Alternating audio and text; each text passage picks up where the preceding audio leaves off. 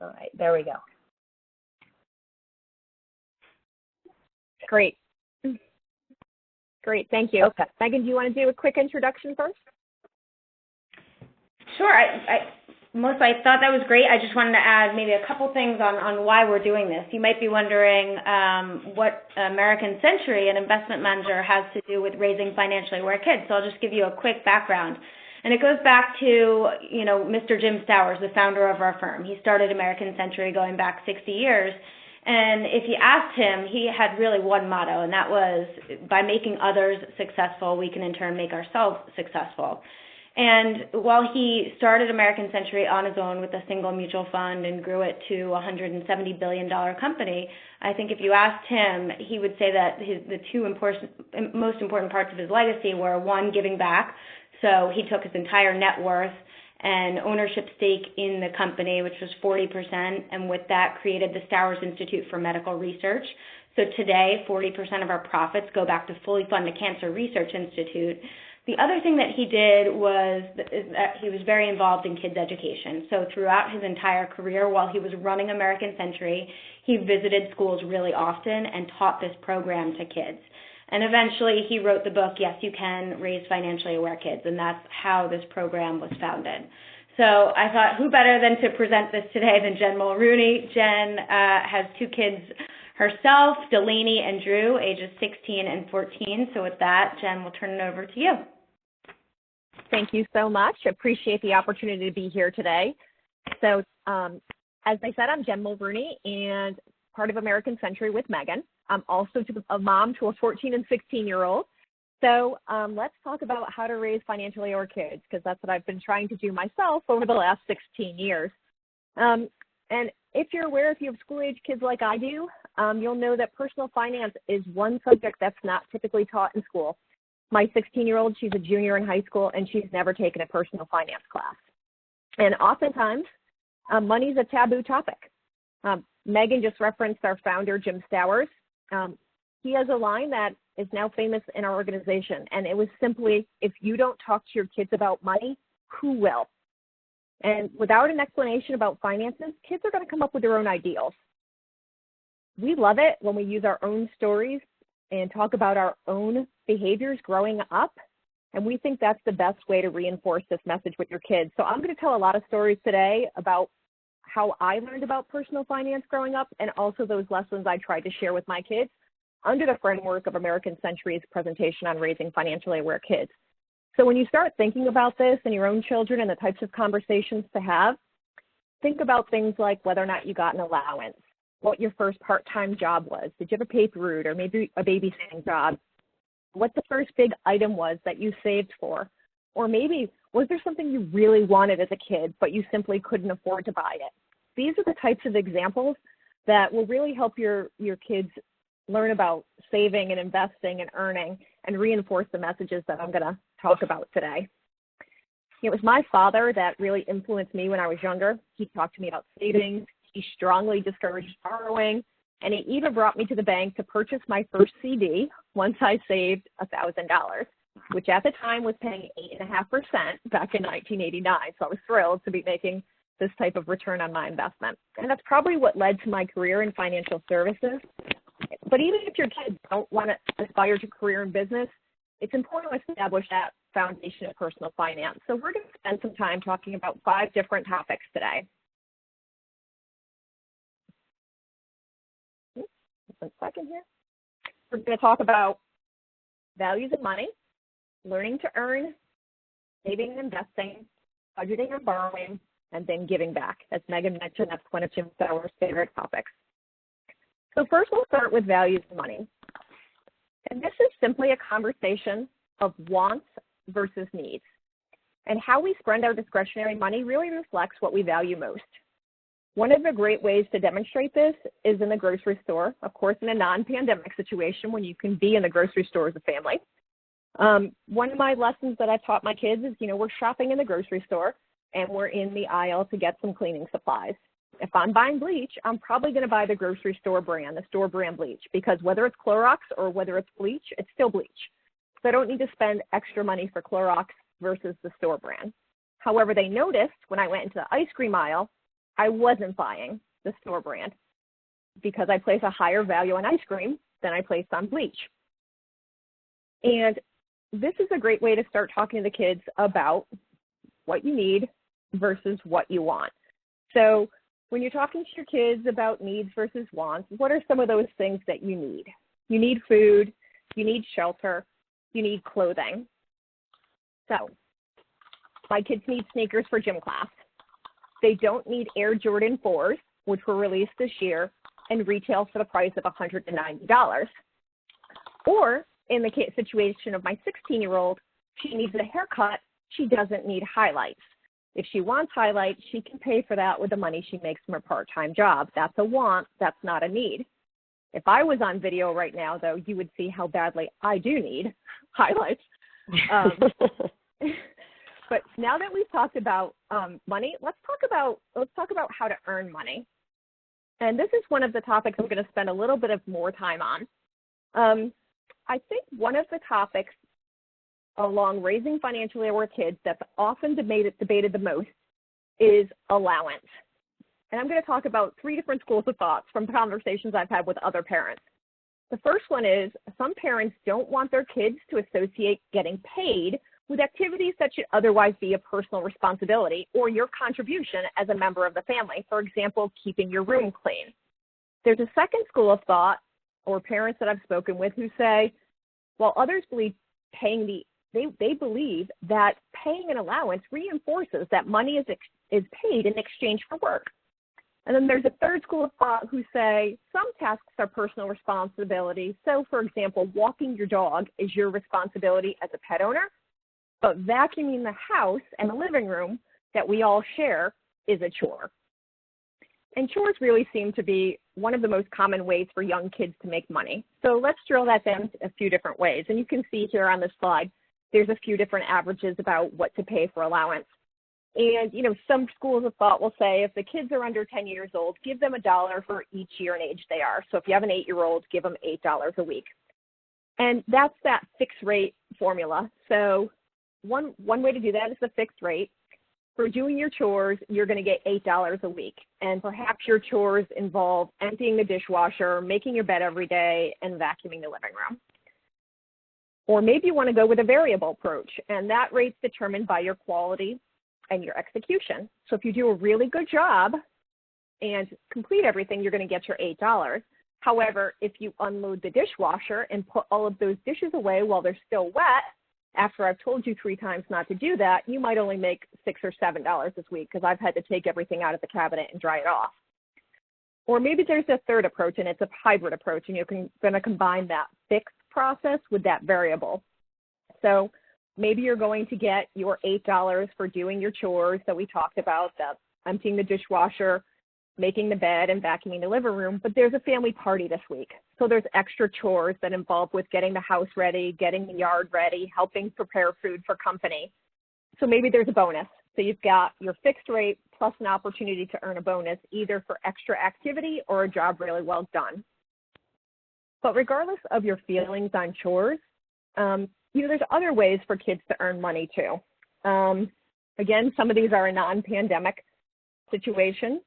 It's, maybe it's returning recyclable bottles and cans that your family generates in your house. Maybe they can have a yard sale. Perhaps it's shoveling snow or doing yard cleanup services for known neighbors or family or friends. My daughter used to love having a lemonade stand. Maybe it's one of the ways they're bringing in money is they're getting monetary gifts for birthdays and for holidays. And then as they get older, there's babysitting, there's pet sitting, maybe they're a mother's helper. In some areas, farm work is an option. When my daughter was 14, she started working at his friend's kennel because the kennel fell under farm rules, and farms can hire a 14-year-old. And then eventually there's part-time jobs.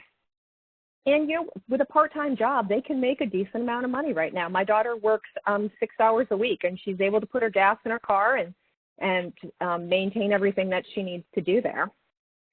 But the thing I think that's important to share when you're talking about earning and the different ways to earn is how you make money. And maybe not necessarily your salary, because if your kids are anything like my son, if I told them my salary the entire town would know how much I make within a matter of a few days, but rather how you get paid and give them some real world applicability.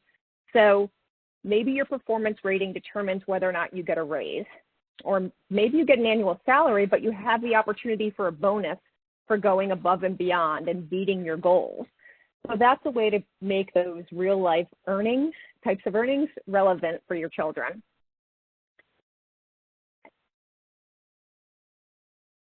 Once your kids start doing these things, they're earning money, they're gaining experience, whether it's through a paid job or an unpaid job, make sure to keep track of their work experience. There's going to be times in high school where they're trying to get into different programs like a National Honor Society or maybe part of an organization where they need to talk about some of the volunteer activities they've done, jobs they've had, different experiences they've had. So when they start doing these things, just make sure they keep track of them so they can remember when they need this information, either for college applications or otherwise as they start to get older. And then once your kids start earning money, what do they do with that money? How do you make sure that they're making smart decisions? Saving and investing is, in my mind, one of the most critical lessons that we can share with our kids. And I'm a firm believer in creating a saving mindset, or as my dad used to say, pay yourself first. I'm sure a lot of people heard that from their parents. But the real goal there is to create a discipline that will stick with them later in life. So I was encouraged to put 20% of any money earned or received into my bank account. So when I say earned or received, it wasn't just money I made from my part-time job or from babysitting. If I had relatives give me money for a birthday or for a holiday, my parents took 20% of that as well, and we put it into the bank account. And the goal was to instill this habit before I started working and get that habit in place before I started getting paychecks, so it was just a matter of a routine matter once I started getting my first paycheck. I think there are ways to make it a little more fun when you've got younger kids. You could decorate fun piggy banks, or maybe you create cans where you're putting money aside for them. It's great to put money away in 3 different buckets. Have one that they can spend, have one that they can save, and maybe have one that they can give back. And Megan mentioned earlier on in the introduction that Jim Stowers is a huge fan of giving back. And donating money is one way to do that, and we'll talk about a few other ways to give back in just a moment.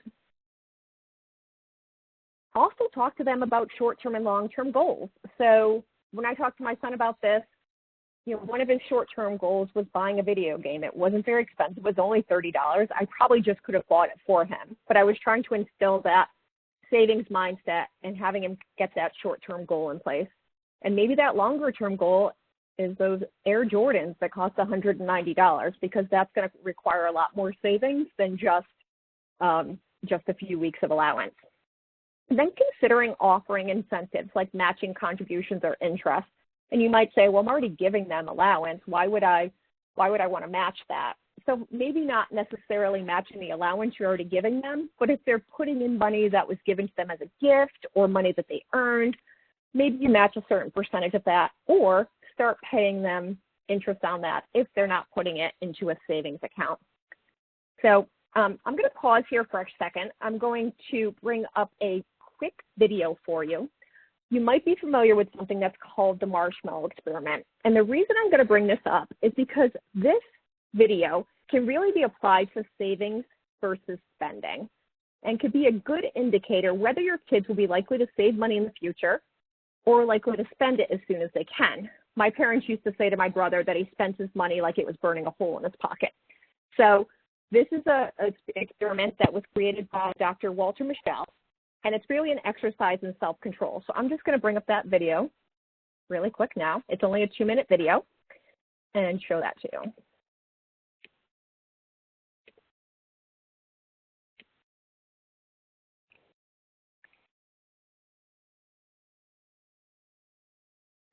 Going in here.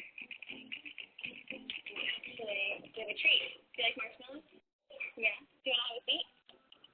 Get comfortable. The deal is, you can eat this marshmallow now, or you can wait until I come back and I'll give you 2 marshmallows. If you decide to change your mind, that's fine, okay? Okay. I'm going to push you in a little bit more. Oh. you a few minutes.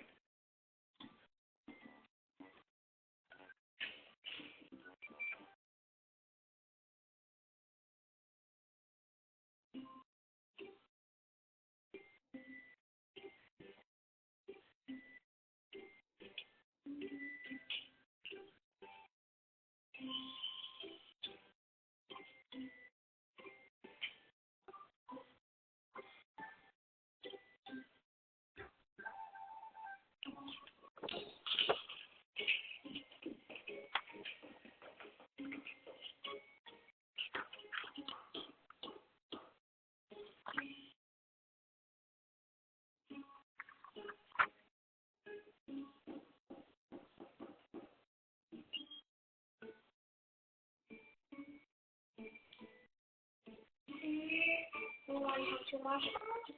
Yes. Then don't eat the marshmallow.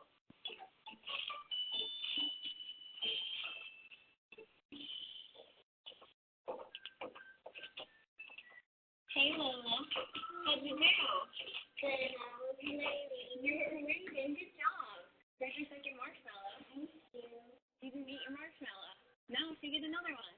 That is just a little bit too long. I know, I'm sorry. Do you think your mom or dad would eat the first marshmallow, or do you think they would wait like you did?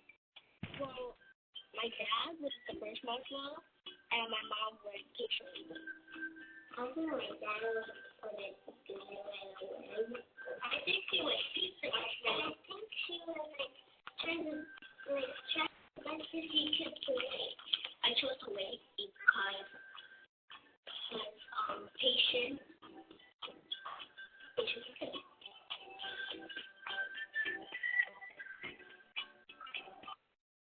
All right. So I love this experiment. I think, a lot of us are at home with our kids, and it's a great time to incorporate some of these lessons either into distance learning or just into a family activity.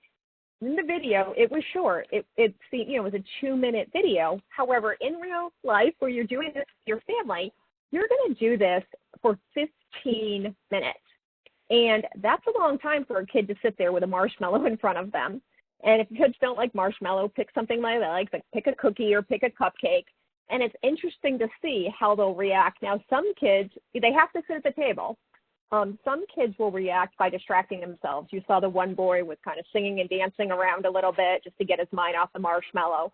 And that's great. If they can think of something else to get their mind off of eating the marshmallow or spending the money in our situation, then that's really gonna help. And love that experiment. It's been around forever, and people continue to use it in the construct of behavioral finance and as a way of an early indication about whether or not your children will be able to save.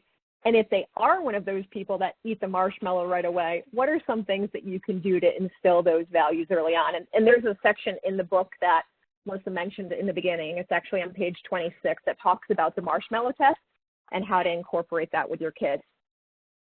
So now that we've made savings fun and we've gone through the marshmallow experiment with our kids, let's talk about budgeting and borrowing.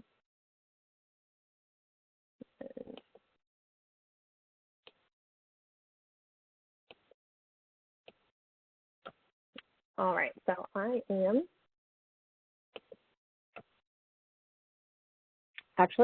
before we do that, let's talk about a little more about savings. I was forgetting about the bank, which I think is really important. Once your kid starts getting money, I mentioned that I was putting money into my bank account. Even though most people use ATMs now, bringing somebody into the physical bank, I don't think helps reinforce the process of saving. Bringing them in, showing them how to use a deposit slip and put their money into the bank, giving that money to the bank teller, showing your kids how that account works, showing them the savings book so they can see that money accumulate. When you're using a check, writing a check, or using the ATM, show them how you're registering those withdrawals on your check register so they can see it's not free money getting shot out of the ATM. It's actually coming out of your bank account, and that money is being withdrawn when you spend it. And I think one of the things that are most confusing, or maybe were just most confusing to my kids when they were little, was using my debit card. So we'd walk around the grocery store, I'd have a cart full of groceries, and then I'd go up to the cashier. I'd get all the groceries, bag them up, use my debit card, and then maybe I'd do a cash withdrawal of $40. So they'd see me buy all of these items, and then the woman give me $40 and me not exchange any cash. So exchange how those when you explain how those debit cards work, and take that receipt and mark it in your check registry so they can see the money coming out and don't think that these debit cards are magic, these magic cards that let us buy whatever we want. So that was really a telling lesson to me the first time I did that, and the kids thought the money was basically, growing on trees, so to speak. And now let's talk about budgeting and borrowing. And again, love talking about this topic right now, especially borrowing. I think U.S. consumer debt is at $14 trillion. So one of the ways to be proactive about borrowing is by helping them to get a better sense of budgeting. The way that I've done this with my kids is applying a clothing allowance, especially as your kids get older. So we want to go back to school shopping over the summer. They want to buy 5 new outfits plus shoes. But I'm not going to give them an endless checkbook or an endless debit card to go buy whatever they want for school. So I try to give my kids a clothing allowance. It's pretty easy for them to look up how much things cost, what they want to buy. They can do that on the internet, see how much things cost, and then determine, do they really want to buy 5 outfits and have to use some of their money, or do they want to buy 3 or 4 outfits and not have to dip into their own savings or use any of their own money. It really helps them live within their means, and again, reinforces that needs versus wants mentality. It also helps, when they're going back to school. My kids both run cross country. They say, well, we need running sneakers in order to get ready for the new cross country season. And I'll say, okay, well, you do need running sneakers. If you have running sneakers, you don't need that new pair of Vans. So maybe you need to wait till your birthday or to a holiday for that new pair of Vans. So trying to help them create a budget, live within that budget, and weigh out those pros and cons is a great way to reinforce the whole concept of budgeting with your kids. And then if they don't have the money saved and they need to go above that allowance that's been given them, it's a great opportunity to talk about borrowing. Kids should understand that if they need to borrow something, it comes at a cost. If a bank lets you borrow money, they need to be paid for letting you use their money. As a parent, I think there's 2 ways to reinforce that. You can see on the chart in front of you, building credit. One of the best ways to do that is timeliness of payments. That's that 35% chunk. When my kids borrow money from me, they know that the payments are due on the 15th of the month. And there's a late fee assessed if you do not make your payment to the bank of mom by the 15th of the month. I'm not reminding you. You were told when you borrowed the money, and you don't want a late fee assessed, because in real life, you need to make sure those payments are made on a timely basis. Additionally, when you borrow money, you need to pay interest. The bank needs to be paid for letting you borrow money. So before they start taking student loans or opening credit cards, you want them to understand that they will be paying interest when they're borrowing money. My son took this advice to heart recently. He offered to let his sister borrow $20 and told her that if she had to pay him back when she got her paycheck the following month, she owed him $25, which of course led to a teaching moment about the reasonableness of interest rates, and paying back $25 for loaning your sister $20 is really not a reasonable interest rate. It also gets into a conversation about how much you can borrow. So when you're thinking about, again, helping them understand credit and how it works when they get older, how much can they borrow? So it's going to really be based on their ability to pay it back, that debt to credit ratio. If your allowance is $10 a week and you want to borrow $50 from me, how do you want to pay that back? Now, I had my son recently say to me, well, I'll just pay you back $10 a week over the next 5 weeks. And I said, well, you're not going to have any allowance if you do that. There's no way that I'm going to allow you to do that, because you're going to end up further in debt with me.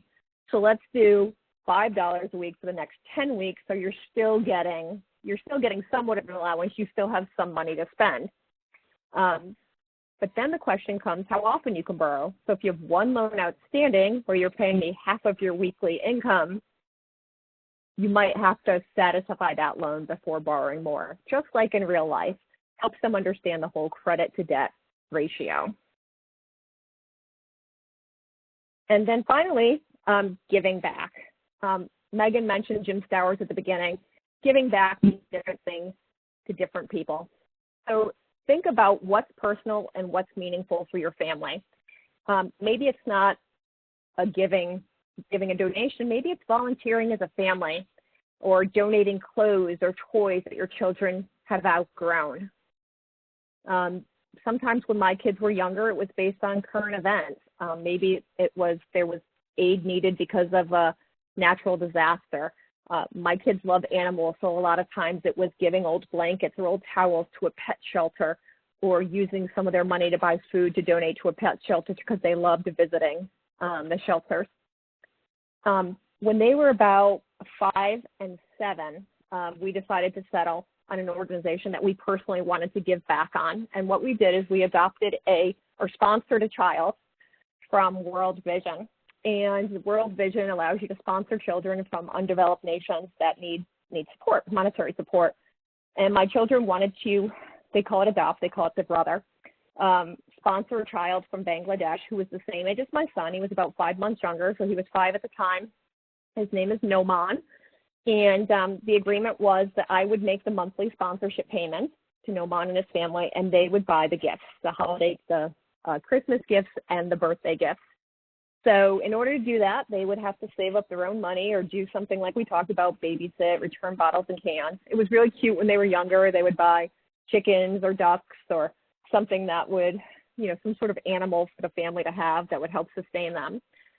Most recently, they decided, we're going to give him money this year and let him buy what he needs.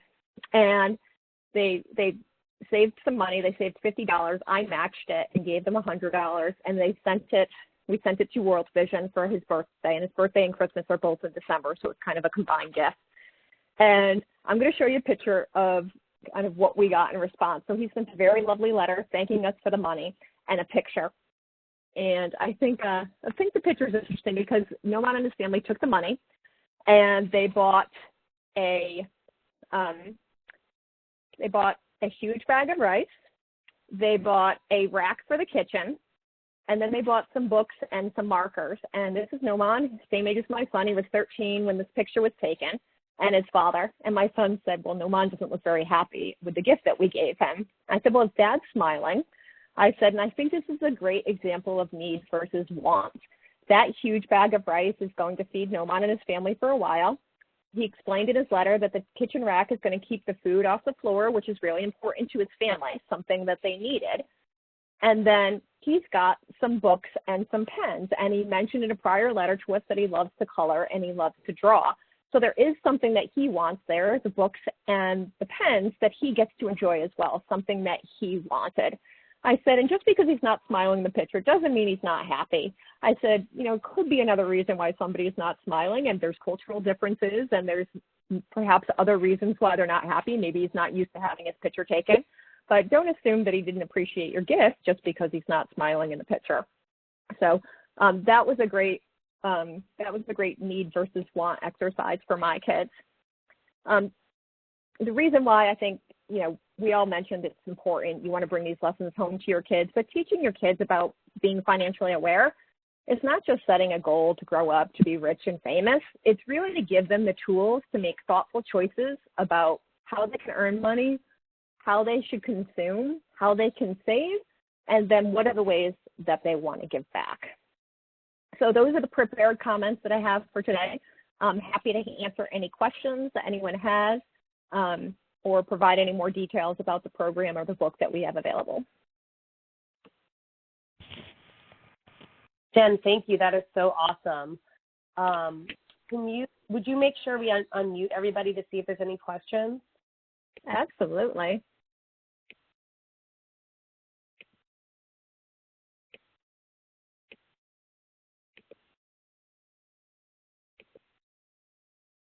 Does anybody have any questions?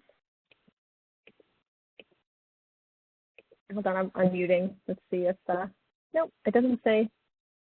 I don't know if anybody was muted because they should be able to. Megan, you can talk, right? Are you muted? I can hear you. Can you hear me? Yeah. Okay, great.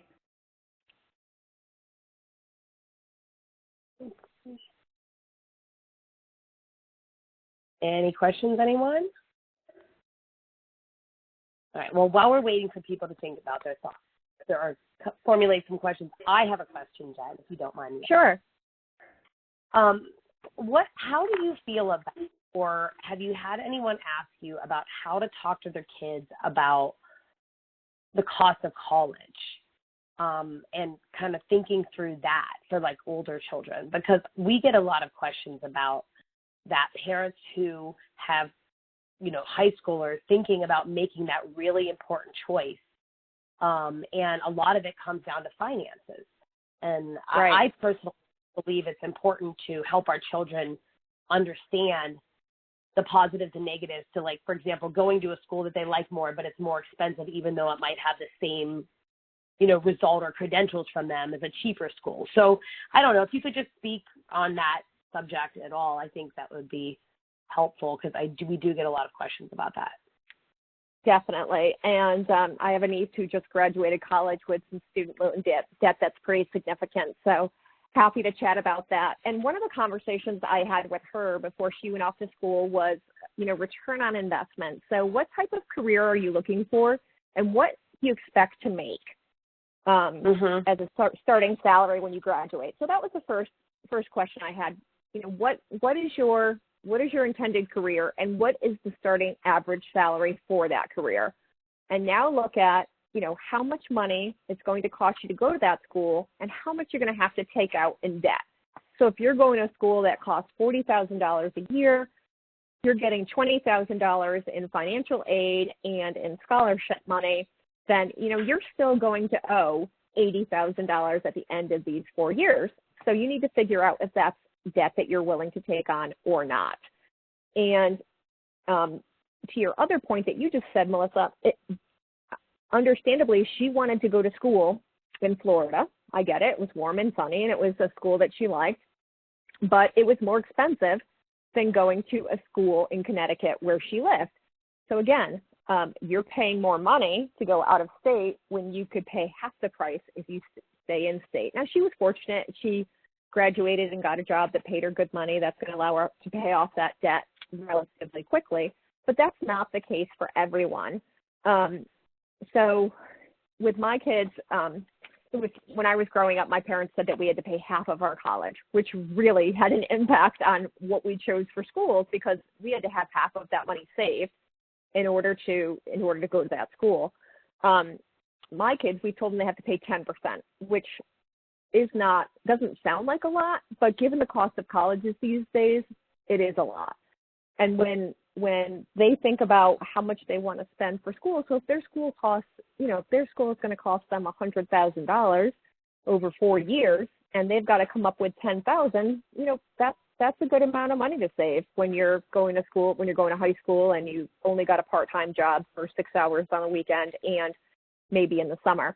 So having them involved and even paying a little bit, I think, helps temper those decisions and helps kids make smarter decisions about the type of school they go to and the tuition they're willing to take on. And then again, having that conversation about what the expected salary is for their field of choice and how much money they expect to make, so that they'll have enough money to pay back those student loans if they have to take out student loans. We're big proponents of 529 plans. So my kids do know that they have a 529 plan. They both know the balance in their 529 college savings plan. I've said to both of them, when you graduate, this is the money for college. That's here for you. If you get a scholarship, if you go into the military, if you have some other way to pay for college, this is your money. So you don't use any of this because you're getting a scholarship, you're getting financial aid, you're getting your college paid for by some other means. You get this, whatever it is. Let's use a random amount. Let's say it's $50,000. You get this $50,000. You can use it for a down payment on a house, on a car, for whatever. If you do use it, then you're starting from scratch when you graduate college. So that's another one of the conversations I've had with my kids about saving for college and paying for college. Thanks. That's really helpful. Does anyone else have any questions? I know there's a few of you still on. Yeah, there is a section in the book on college savings too, Melissa. I don't know if you've had a chance to take a look at that, but there is a section that goes into that as well. Okay. Well, maybe you could just take a moment, and I don't know if you want to share the Yes You Can website, or I can. Maybe we could just let them know about that before we get off and wrap up here. Did you want me to pull that up? Yeah, if you have it up, that'd be great, because I don't have it up in front of me right now. Yeah, well, we can even just. If not, I can grab it. Yeah. Sure. Go ahead. So we have a website called Raising Financially Aware Kids, and as Melissa mentioned in the beginning, there's a book that goes along with that. It's a great book that has a series of exercises in it talking about the same concepts we talked about today, but going into a little more detail. There's also some exercises in there similar to the marshmallow video, things that you can do to engage your kids and have different conversations with them. I know we've been able to talk a little bit more about this more now because my kids are home. We don't have sports at night and on the weekends, so there's more times to do this stuff. So we've done some of these deeper dives into like savings and investing, talking more about the stock market, mutual funds, which is probably a little more in-depth conversation for the little kids. But as your kids are getting older, helping them understand investing and how money grows over time is important. There's also conversations on things like opportunity costs. So there's great examples. I just mentioned return on investment for college savings, but for example, my daughter was asked to babysit, which would have paid her $40. Instead, she went to a concert that cost her $70. So the cost of that concert was not $70. It was $110 because she could have made $40 had she not gone to the concert. So there's some deeper dive exercises in there, things that go into a little more detail. So if you've got some time and your kids have an interest, the website that Melissa just pulled up is fantastic, and there's different presentations and some tools and exercises that you can do with your kids. Okay. Awesome. Well, Jen, thank you for all that information. I know we could probably go on for like hours with different ideas, but I thought you had a lot of really great ideas for engaging kids. I know it's hard at all ages, and I think a lot of that applies at different ages, and, trying different ideas makes a whole lot of sense. I also do want to thank Megan Ekleberry for being an awesome partner to us in American Century Investments. You guys do so many great things, and it is awesome that your company cares about people and giving back as much as they care about having great products. So thank you both for hosting this call today. We appreciate it. To all of our clients who are on the line today, we appreciate you taking the time to be here as well, and we hope that you were able to take something away from this to be able to apply with your own children or grandchildren, or for whatever reason you joined, or maybe you joined for yourselves today. As a follow-up, we are going to send out an email with this Yes You Can website, as well as some links to their they actually have a book specifically about raising financially aware children, and there's a couple other books as well. So we're going to send the links out for the ebooks. And if you would like a hard copy, Megan has very generously offered to get us a copy if you request one. So you can do that by just sending an email to info@steinwealth.com, or just letting somebody at Steinwealth know that you're interested in that. So unless Jen or Megan want to add anything else, I think I'm going to wrap up the call and let everybody get on to the rest of their day, and probably another Zoom meeting or conference call or something along those lines. Did you two want to add anything before we got off? I don't have anything to add. Just thank you so much for the opportunity to speak with your clients, Melissa, and look forward to any feedback you all have. Yeah, thanks for letting us participate, and thank you for the partnership. Thank you as well, and good luck with everything, guys. Stay safe. Try to stay. I keep saying safe and safe. Yes, definitely. Thank you all. Have a great afternoon. Thanks. All right. So much. Okay. Thanks. Bye-bye.